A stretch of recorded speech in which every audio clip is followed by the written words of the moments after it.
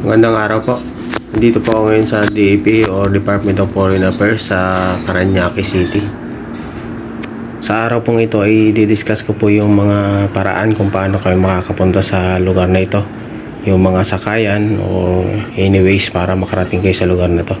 So bago po tayo magpatuloy, paki-like and subscribe na lang po yung channel ko po. Maraming salamat. So unahin po natin yung location ng lugar. So ito pong DAP is located at the corner lot of Barco Avenue and Diosdado Macapagal Avenue. Dito po sa Parañaque City. So particular po sa Asiana Business Park. Almost boundary po siya ng Pasay City and Parañaque. So madali lang siyang malocate and then very accessible sa mga pampublikong transportation. Kasi almost po dumadaan dito, lalo na po yung mga galing ng North Part. And of course, yung mga galing naman ng South, usually, stop po nila sa PITX. So, madali na po kapag nakarating na kayo ng PITX kasi marami na pong sakayan papunta o dumadaan po dito. First po is yung mga North area. So, sa Northern area, yung mga Northern provinces. So, normally kasi, so nag-start yung pandemic, almost yung lahat ng pampublikong transportation na nanggagaling sa lugar na yon, usually sa Cubao area lang po sila nag-i-stop. So yan po yung designated terminal nila kung galing po kayo ng bandang norte, except po dun sa taga Baguio na minsan diretso po siya ng PITX. So kung galing kayo ng Baguio, normally dadaan po siya sa mismong DFA, so hindi na kayo problema, just as yung mga driver and then conductor kung pwede kayong bumaba dito. So kung hindi naman sila pwede mag-drop ng pasahero sa area na to, so up to PITX po kayo, so doon na lang kayo sumakay pabalik dito sa Department of Foreign Affairs. So balik po tayo. So kung ang baba nyo po is kung galing kayo ng Bulacan and then Tarlac, Pampanga and other northern provinces, sa Cubao area po talaga kayo. So mga terminal doon usually nandun sa Along EDSA. So the best po, pagbaba nyo doon, lakarin nyo na lang siya pabalik kasi the best nyo pong sakyan dito papunta ng DFA is yung mga EDSA carousel bus. So ang pinakamalapit na designated stop po ng carousel bus sa Cubao is yung sa may Quiapo, sa Q-Mart po. So lakad lang po kayo dun pabalik and then sakay na po kayo ng EDSA carousel bus. Automatic po dadaan po yan dito. So hindi kayo isang sakay na lang po yung kailangan yung gawin. Pero kung mas prepare nyo naman po yung MRT or LRT or meron po kayo access sa terminal ng galing Caloocan and then MRT galing Quezon Avenue, and then i-mention ko lang po yung mga pasahero ng Partas kasi malapit po yung bus terminal nila sa may MRT Araneta Center. So sakay lang po kayo din, baba po kayo dito sa Pasay Rotonda. Same din po dun sa pasahero ng LRT. So nakikita nyo po yung dalawang point na yan, MRT and LRT terminal. Sakay po kayo ng bus dyan sa may harap po ng Mercury Drug.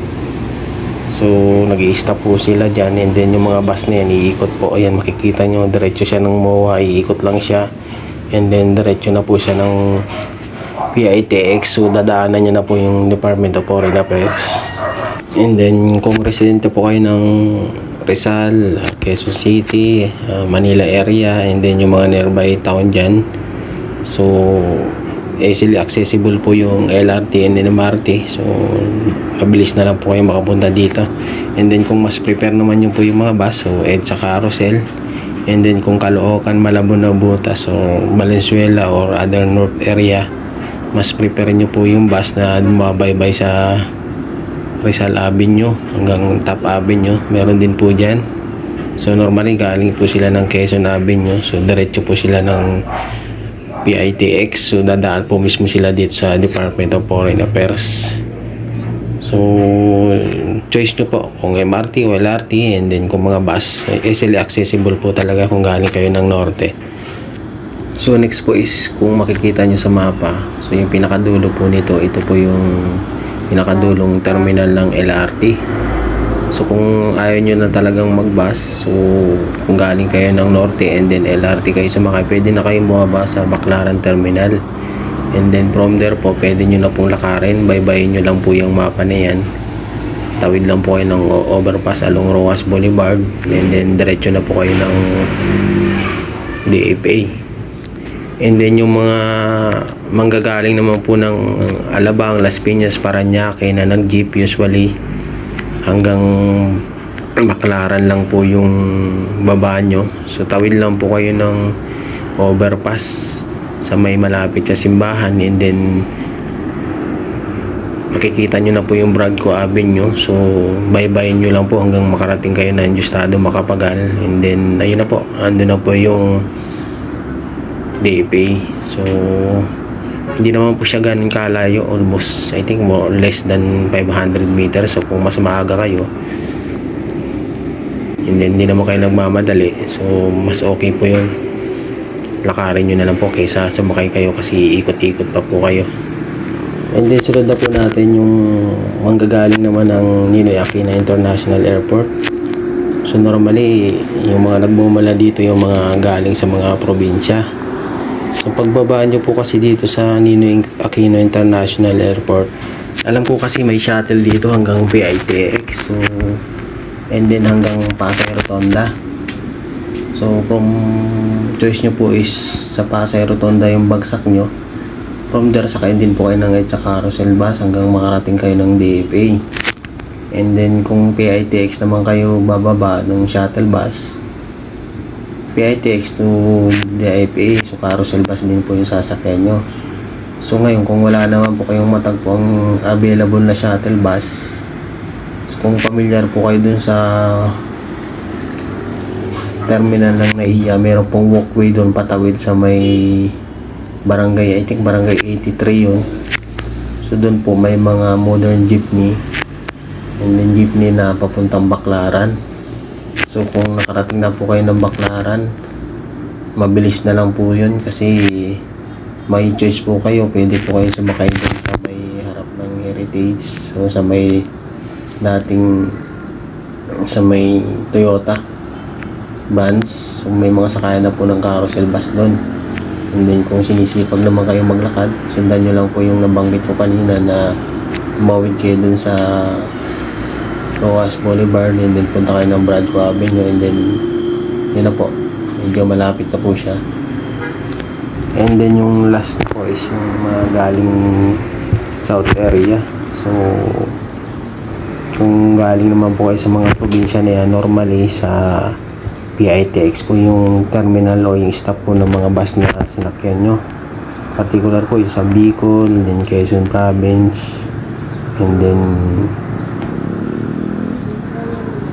yung Laguna naman po, and then yung Batangas, and then usually may diretso sila na papunta ng Buendia, kaya lang hindi po sila dumadaan dito. So the best po talagang sakyan nyo kung galing kayo ng south. Kung pupunta po kayo dito sa DFA is may stop po ng or babaan po sa mismong PITX, kasi mabilis na po kayo makakarating sa DFA kung galing po kayo sa terminal. And then except po sa Cavite, kasi kung walang operation yung like yung LTO or yung LTFRB, dumidiretso sila ng Pasay Rotonda or Loton area. So dadaan na po mismo yun dito sa lugar na to, so hindi na kayo problema na magdadalawang sakay nga kayo. Kaya lang madalas po may hulihan, so hanggang PITX lang po talaga sila. So ayun po, kung may na-miss ako or meron akong hindi nabanggit, ask nyo lang sa comment section and try po nating masagot. So maraming salamat po sa panonood.